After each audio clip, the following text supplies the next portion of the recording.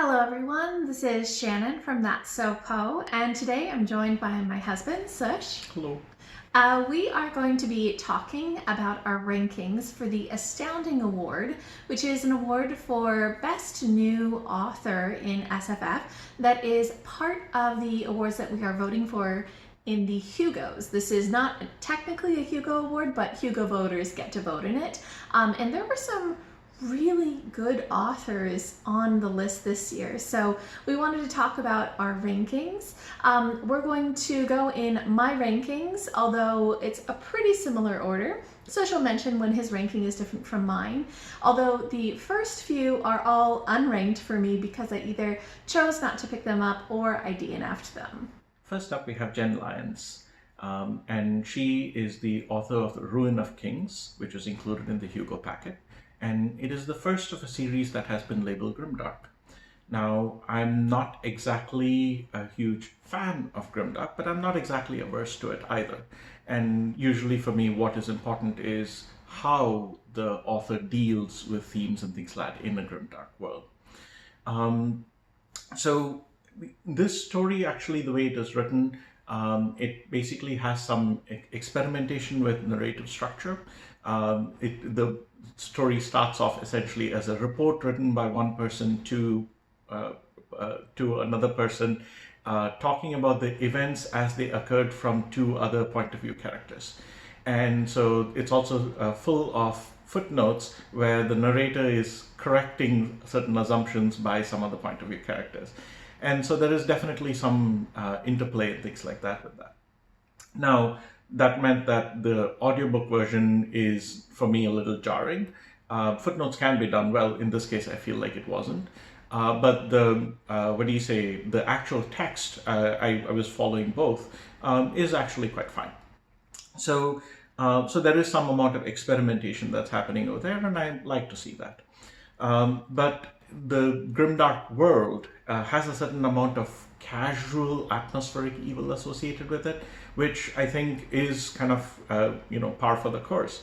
But there's also this thing where in something like the second chapter you have a slave auction that is being held, and it almost felt to me like that is just a checkmark in a character backdrop rather than saying anything anymore about it. Now, it's entirely possible that much later in the book there is something that is being said about it, but the treatment as it is kind of being described did not feel that way to me. And also, I would say that the kind of environment feel for me was very reminiscent of The Name of the Wind by Patrick Rothfuss. And so I know that this is something that a lot of other people could potentially like. I just did not happen to be in that set. Okay.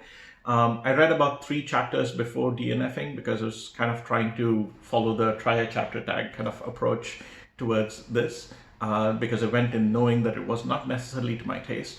But then the idea is I still wanted to give it a shot. And since in this award, we're basically rating the author rather than the story, I was trying to pay attention to what kind of story is being told, how it's being told, how the writing feels like, and that sort of a thing. And given that I had already read all the others, or tried all the others at the very least, I think I was comfortable with saying, okay, I gave this a shot. If you've noticed in the past, Shannon has a couple that are unranked, and I usually still wind up ranking them. This, for me, is unranked. Yeah, and this is unranked for me, unsurprising. I am very strongly against grimdark. I don't enjoy violence or grittiness in my stories, and grimdark really is all about that. So I had not been interested in picking this up, but I did look into it when I realized I wanted to read for this category, and all of the reviews that I saw about it made me realize, no, I don't even want to give this one a try, because it sounds like it's going to be filled with quite a bit of violence, and especially violence against women, lots of rape and things like that, and that's just not something I want to read about. So I can't say anything about the author's writing itself, but I know that this isn't the kind of storytelling that I want to be reading. So for me, it's unranked. Next is another unranked author for me, which is Lindsay Ellis. So Lindsay Ellis wrote Axios End, and I actually did give this a shot. I read a couple of chapters of this, but it wasn't really working out for me, even though I think that this is totally something that a lot of people could very much enjoy. In Axios End, the things for me that I noticed about this is that the writing itself was okay. I didn't think that there was anything awful about the writing, but it also didn't feel like it was doing anything particularly new or interesting for me. The author Ellis was relying really heavily on some things like pop culture references in order to do a little bit of world building. This is a story set in the, I think, early 2000s or early 2010s, something around there. And the references to pop culture are pretty excessive in this. The characters themselves are kind of unlikable characters, which is valid in storytelling, but I also felt like they didn't really make logical choices. So even when we're given some reasons for why they're doing things, sometimes their actions just don't make sense, which is always frustrating for me as a reader. And then just as a personal taste, this story kind of veered into the sci-fi thriller zone, and I'm just not a fan of sci-fi thrillers. So I don't think that this book was bad, the parts that I read of it, but I also didn't think that there was anything really stand out about it, or anything where I thought, you know, oh, this is an author that I really want to keep following and want to see what else they produce. And on my side, I did the whole try chapter tag approach again, and I read one chapter. So this also goes unranked for me. And even that first chapter, I wound up feeling fairly stressed out reading it. Stressed out mostly at character interactions between each other. And as Jenn was mentioning, the pop culture references. I'll give you an example. One character is described as being too Panic in the Disco. So if you're familiar with Panic in the Disco, that makes sense. If not, then you're left wondering, what is this? Or a description of going to a Neko Case concert. And it's like, great, I like Neko Case, but I don't think she's that well known, just generally.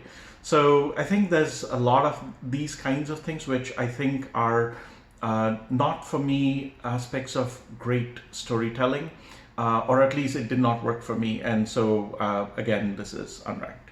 Next up, we have A.K. Larkwood, who wrote The Unspoken Name, which is included in the Hugo packet.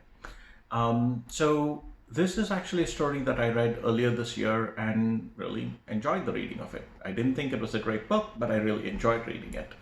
And I think the best way I can describe the feeling this book gave me is the kind of feeling I had many years back discovering Dungeons and Dragons, books, like, for example, the Elminster series or the Icewind Dale trilogy and things like series and things like that.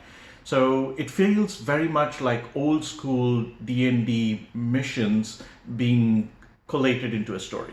It's kind of like a series of missions kind of a thing.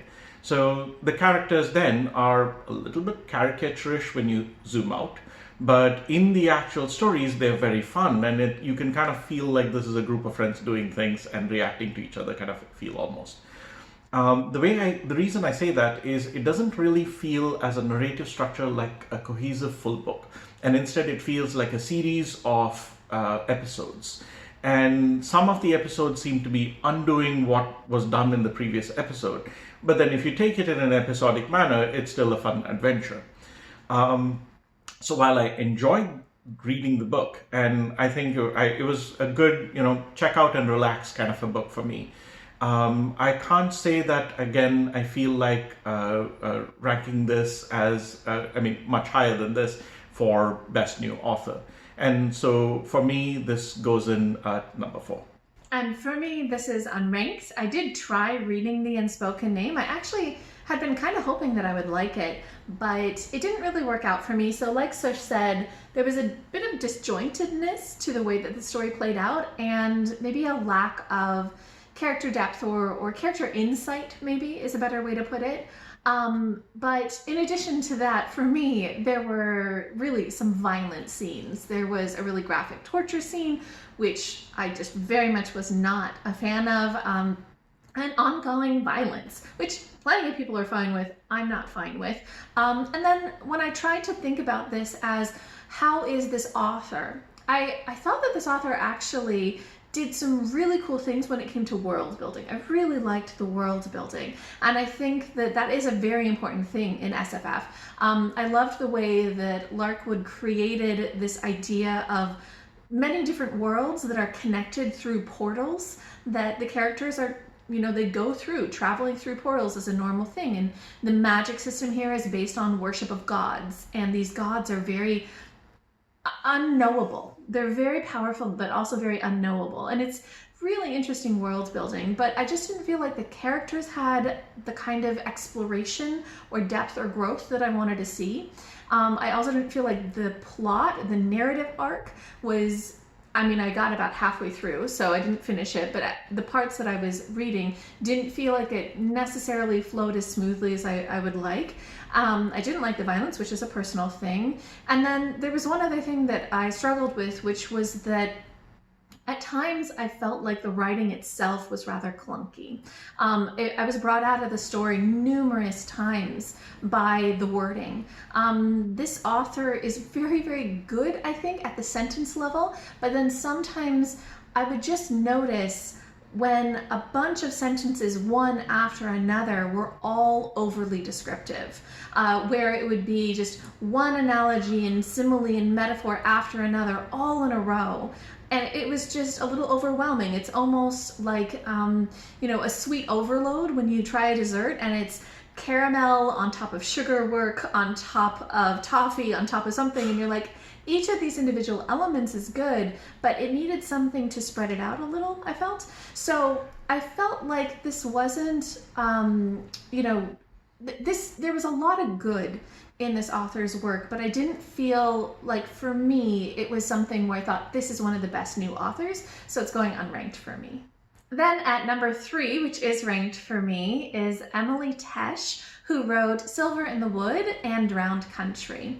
So I loved Silver in the Wood. Silver in the Wood is a beautiful short novella that is set kind of, I would say, maybe late 1800s in England, but we've got this folklore aspect. So we're following Tobias Finch, who is kind of a green man. He lives in the forest. He's a many hundreds of years old being who used to be human, but then became the green man, and he takes care of the forest. And one day a new lord of the manor comes and moves in, Henry Silver, who is a folklorist. He's researching folklore. And so the story is about them meeting each other and falling in love. It's about the magic, and it's about this sort of magical danger that they have to face together. It had all of the elements that I just find really soothing and comforting and fun in fantasy. Beautiful writing, very atmospheric. Definitely loved this. And then Drowned Country, which is the sequel to that, I ended up DNFing, which was such a surprise to me. But Drowned Country, while it had a lot of the great atmosphere that the first one had, it also had a ton of angst and relationship drama, which is a huge turnoff for me because I'm looking for cozy in this style of writing, and that wasn't cozy. So really, I thought that Emily Tesh was just fantastic in terms of that ability to write folklore type, mythology type fantasy and bring me in, and I loved the writing style, even though I had a couple of issues with the way that she decided to develop the drama in the second book. And I've not read Drowned Country, but I did read Silver in the Woods. And as Shannon mentioned, it is beautiful writing. And the environment building is really on point. The characters also, I'm going to say, are very well done. The plotting felt a little too simple for me.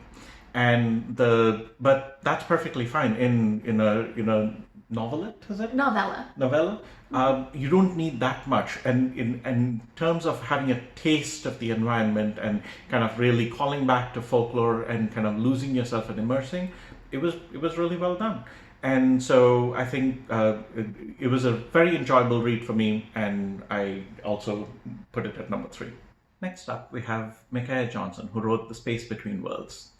And this book is something I picked up and finished reading only last week. And one of the reasons it took me so long to pick it up is the hook of the book, the premise, is something that I was a little concerned about and I thought that I would not like. Okay. The basic idea behind this book is that, behind the story, is that there are multiple worlds and people can travel between the worlds with one condition. If the alternate world that you're traveling to already has a version of you that is alive, then you die a painful, quick death. And so that's kind of the basic premise of it. And for me, the why of that didn't work in that it wasn't explained in the blurb. And even having read it, I don't know that I feel completely happy with the resolution of that why, or even if that why was resolved well enough. So the premise of the book and the hook of the book, while works a lot for a lot of other people, did not catch me. But I'm so glad that I did wind up picking up this book and wind up reading it, because I absolutely love this book. I love what it did with the premise, even if the premise itself was not a hook for me. And so the thing about how it takes this is this notion that for day-to-day people who live, fairly, how do I put this, privileged lives, and I guess I shouldn't be saying day-to-day people in that sense, do not have things which lead to alternate dimensions where you are not alive. Whereas people from the margins essentially have had a very tough, childhood and things like that, there is a higher likelihood of them being dead in alternate worlds. And so our chief protagonist actually is kind of alive only on 8 of the 380 other worlds that you can travel to, so to speak. And the idea being that there are about 380 different other worlds that are close enough in synchrony with what is called Earth Zero, so that traversal is possible. So that's the basic premise and the hook, and the lead into the kind of character work that starts to happen. Okay. Now, having said this, basically, this is a story with a fair amount of complexity.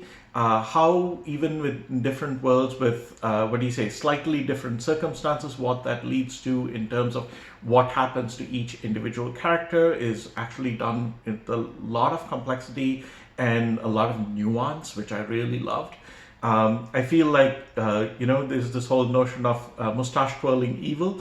That was not done here. It's very nuanced in terms of what each of the characters is feeling. Okay, this person felt hurt. This person felt rage. This person felt this. You can kind of see the whys of things really, really well. The character work is really well done for me.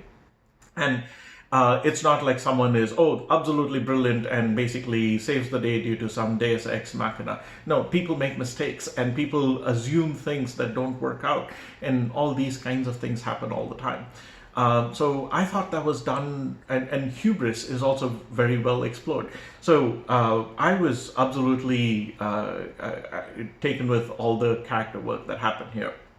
And in terms of themes, there's the notions of, immigration themes. There's notions of racial divides and privilege themes. There's notions of, judging people because you think you know them, and, all of these kinds of things, right? And it's notions of what counts as strength, what needing to survive does to you, and what not needing to survive does to you as well. And so it was beautiful. I think in terms of nuances of morality and ethics, this is one of the best takes I have seen. So I'm so happy that I did wind up picking it up, despite my initial kind of trepidation going into it. And so basically the thing here is that, so for me, also the story has so many different threads that it's trying to weave, and it was brought to a conclusion so well for me. I have had so many books which I absolutely loved in like the first half or even 3/4 of the book, and I have been disappointed by the ending of this in this year. And I was really, really dreading that maybe this would go a similar way. But no, it actually was very satisfying for me, and I was so happy at the end of it. So I as best new author goes, there's no question about this. This is my number one in this list, and I would say that if this book had been in the Hugo novel category, it would be my number one book there as well. This for me was brilliant. Yeah, and I agree with so much of what Sush has said. This is number 2 for me, but that's partially because number 1 just stole my heart this year. But also, there were a couple of things that didn't work as well for me in this book. Just a few small things. So one of them is that there's a little bit of violence in this. Again, personal taste, but not what I'm looking for. There also is a little bit more sort of fast-paced action towards the end, and some decisions that are made that just don't feel as logical as I want them to be for the characters. So that was just a little jarring, just kind of brought me out of things. But I thought this book did so many things so well in a way that impressed me a lot with the author. Johnson did really the most amazing job with complex characters and with theming, and with world building as well. I really, really liked it. So in this story, like Sush was saying, these characters are very nuanced. You have a whole slew of characters who are all very, very flawed, make bad decisions a lot of the time, or are out for themselves. This really talks a lot about trauma as well, generational trauma, and trauma that is inflicted because of class divides and racial divides, and just really, poverty versus privilege divides. So this is tackling a ton of social issues through the characters and through their experiences. And what I really love about the world building in this is that the sci-fi elements of this are tied in extremely closely to the theming. So the title of this, The Space Between Worlds, is all about the main character being torn between her very disprivileged upbringing when she was really, really poor and just struggling to survive so much, and now when she has moved into the very wealthy city to get this job where she's traversing between the different worlds. So she's very much torn between those two experiences, and then she's also very much torn between the literal worlds, the literal multiverses that she is traversing between. And there's a lot about that experience of being in between. And there's so much of the theming of being in between experiences, being in between yourself even, kind of who you were and who you want to be. It's just incredibly well done. I really, really liked the world building and the characters and the theming. So I definitely want to read more by Johnson. I think that she's very, very definitely deserving of an award. I'd be very happy if she won as well. But, I did have those couple of issues with the story that made it not quite reach my number 1.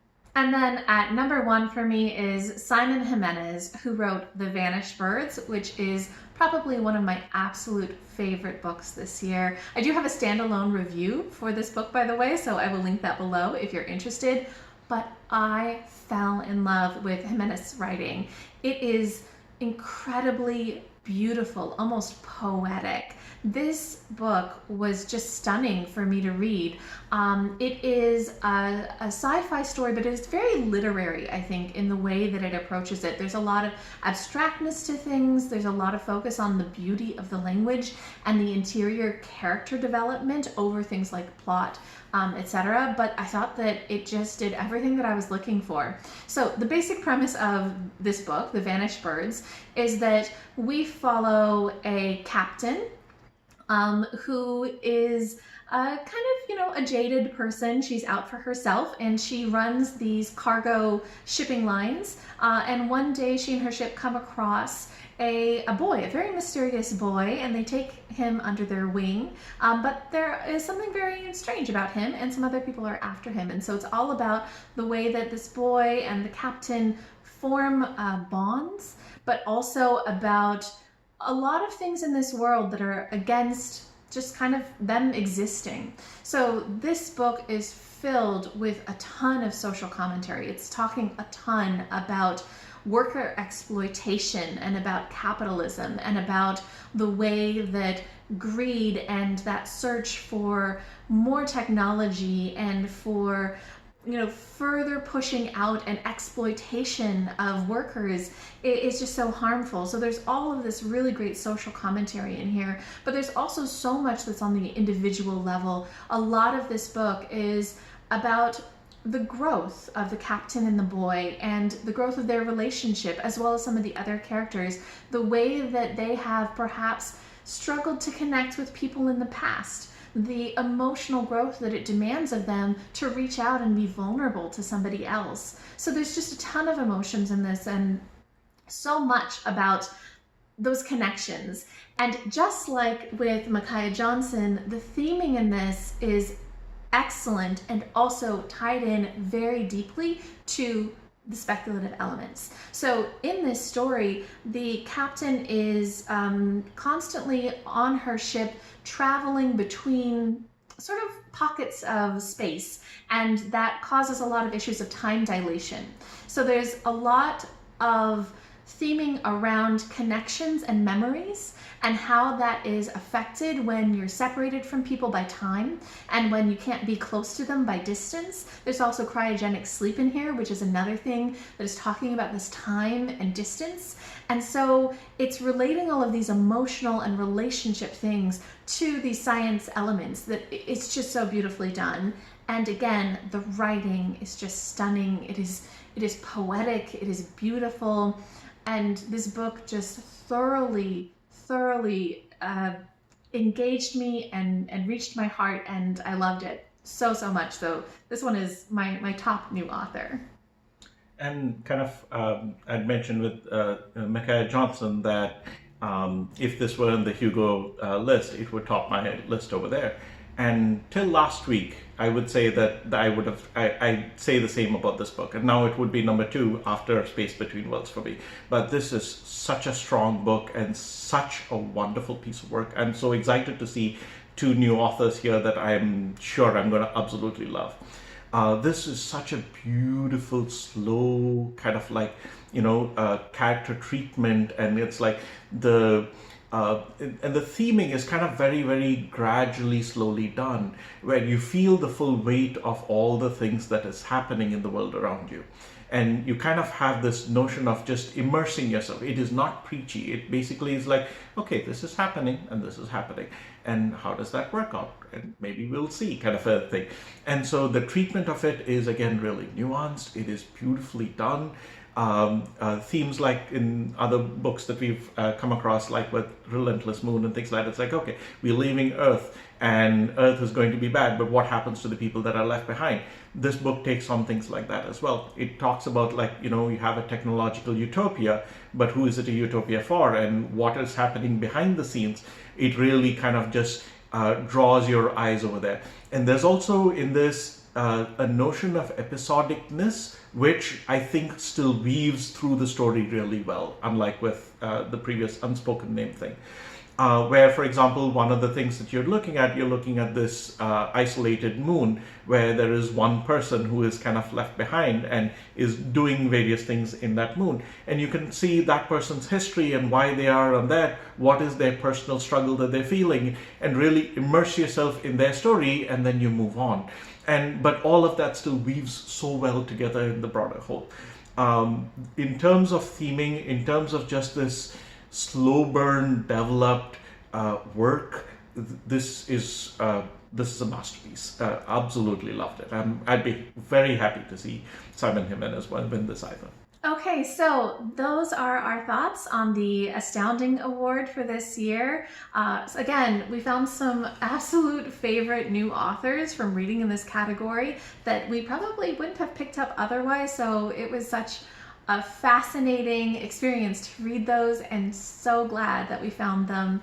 If you guys have read any of these authors, if you have any different ranking, or if you know of any authors who do something similar to Micaiah Johnson or Simon Jimenez that we should check out as well, definitely go ahead and leave us a comment down below.